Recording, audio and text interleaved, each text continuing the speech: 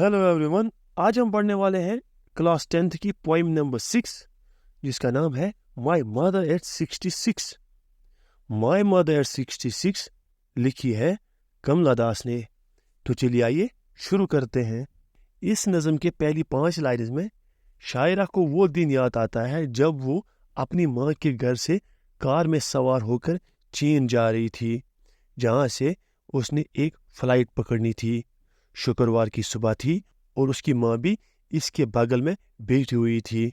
वो शायरा को अलविदा कहने के लिए हवाई अड्डे पे जा रही थी, लेकिन जब शायरा ने अपनी माँ को देखने के लिए उसकी तरफ अपना सर घुमाया तो उसने देखा कि उसकी माँ ऊँघ रही थी।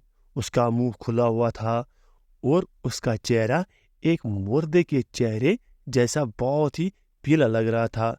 एक तकलीफदेह ख्याल शायरा के मन में आया। इसे महसूस हो गया कि उसकी माँ बूढ़ी हो गई थी।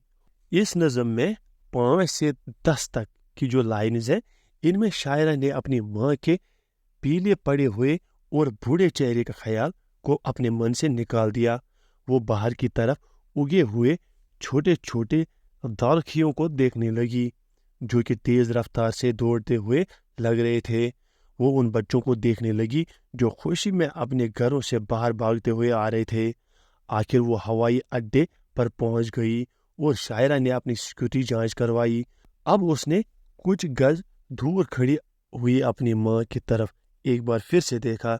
ये बात ध्यान देने के काबिल है कि शायरा ने कार में आते दौरान अपनी माँ से एक लफ्ज़ भी नहीं बोला था और अब भी वो एक दूरी पर खड़ी उसकी तरफ सिर्फ देखती ही रही।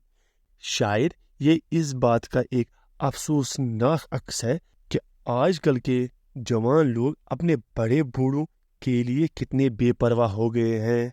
इस नज़म की 10 से 14 लाइन्स में शायरा कहती हैं कि अपनी सिक्योरिटी जांच के बाद शायरा ने अपनी माँ की तरफ देखा जो कुछ गज की दूरी पर बाहर खड़ी थी।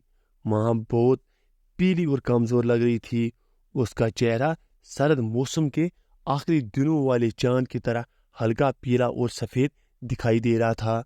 शायरा ने अपने बदन में एक पुराना जाना पहचाना दर्द महसूस किया।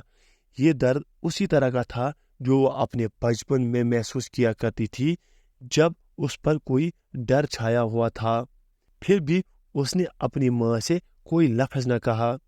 उसने सिर्फ इतना ही कहा, तुमसे फिर जल्दी मिलूंगी। सिर्फ जो काम उसने किया वो ये था कि वो मुस्कुराती रही और मुस्कुराती ही रही। ये आखिरी लाइन्स इस ख्याल को जाहिर करती हैं कि जवान लोग अपने बड़े बूढ़ों के लिए हमदर्दी तो महसूस करते हैं लेकिन उसे मुनासिब ढंग से जाहिर नहीं करते।